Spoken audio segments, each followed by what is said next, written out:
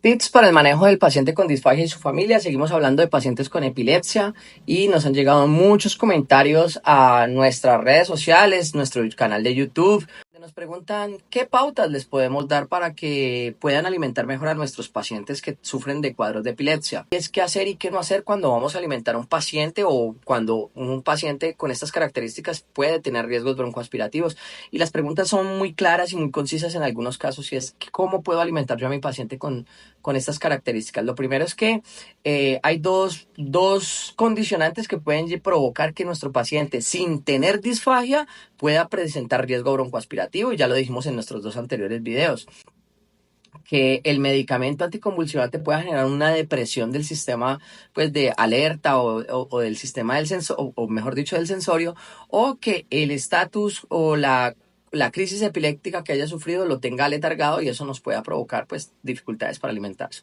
La primera es que si tu paciente está recibiendo medicamentos para evitar convulsiones, pero al mismo tiempo ese nuevo medicamento o ese aumento en la dosis del medicamento ha disminuido la capacidad de él de comer, quiero que sepas que muchas veces es un proceso adaptativo. Cada vez que vas al neurólogo y le aumentan la dosis al paciente, podemos observar que el paciente en los primeros días va a verse muy aletargado y le va a costar un poco más de trabajo comer. Pues en ese punto tienes que saber que eso es un proceso que es adaptativo y el paciente progresivamente como que se va adaptando a las nuevas dosis y eso lo va a llevar a que nuevamente pues pueda comer sin riesgo si no tiene disfagia. ¿Listo? Pero por otra parte, cuando el paciente está muy aletargado porque ha estado en un estatus convulsivo de pronto muy largo o porque sufrió muchas convulsiones en un mismo día y el paciente se despierta y lo ves como muy aletargado, pues en ese caso la recomendación es que evites al máximo alimentarlo cuando todavía se observe como muy aletargado. Estas son las primeras recomendaciones. La segunda recomendación es que tienes que tener en cuenta respecto al medicamento de que si tu paciente ya tiene disfagia, o sea, dificultad para tragar y está perdiendo peso, muchas veces tu médico especialista, en la mayoría de los casos los neurólogos, con base, principalmente los pacientes pediátricos, los pacientes adultos, basan mucho las dosis en el peso del paciente. Y si el paciente viene perdiendo peso de una manera crónica y progresiva, la dosis va a generar cada vez un impacto mayor en el estado de conciencia del paciente, porque entre más peso pierda, pues muy probablemente puede pasar, no es una ciencia cierta, pero puede pasar que el efecto de aletargamiento sea mayor. Entonces, debes consultar a tu especialista tratante para que él te pueda decir qué hacer.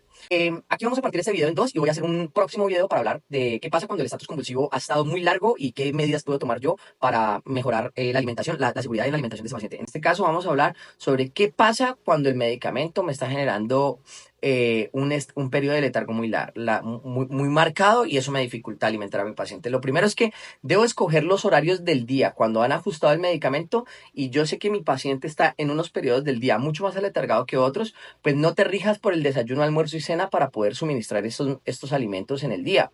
Más vale intenta en varias partes del día darle pequeñas fracciones de alimento, o sea, varias comidas en los momentos en los que tú lo veas más despierto.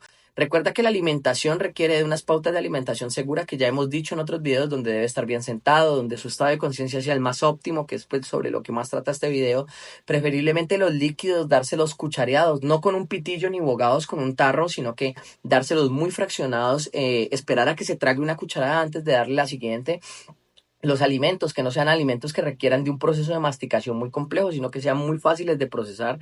Las carnes que sean muy fáciles de masticar, preferiblemente las sudadas o las que entran en una pitadora, una olla a presión, para que sean muy fáciles de procesar. Y que si el paciente de pronto está en un estado de conciencia muy fluctuante, pues que sean alimentos que puedan comerse en periodos de tiempo muy cortos y que no sean de grandes volúmenes, sino que le podamos dar varias comidas al día.